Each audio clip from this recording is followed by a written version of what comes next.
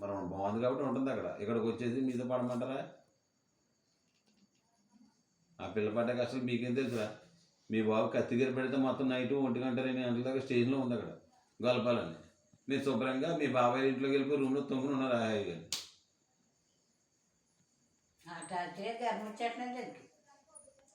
ఇక్కడికి వస్తే ఆడితో ఏం బాధలు పడాలా అనేది ఆలోచించింది.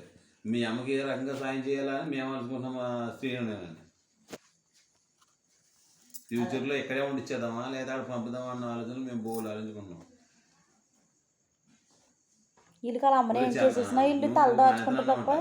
నువ్వు ఎక్కడ ఉంటావు?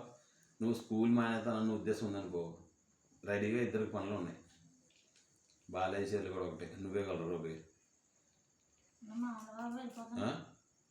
నువ్వు బయట చదువుకోను అంటే టీసీ ఇచ్చేస్తా. టీసీ ఇచ్చేసేలా చూడు, టీసీ నేర్చుకుని కాల్చేస్తాను.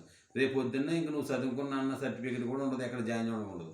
అలా కాల్చిపడతాను. లేదు మీ బాబుని కాకేసి ఒకసారి చెప్పించేస్తాను మాస్టర్లతో, నాకు సంబంధం లేదని మీ బాబు వీడిని చెప్పించేద్దాం.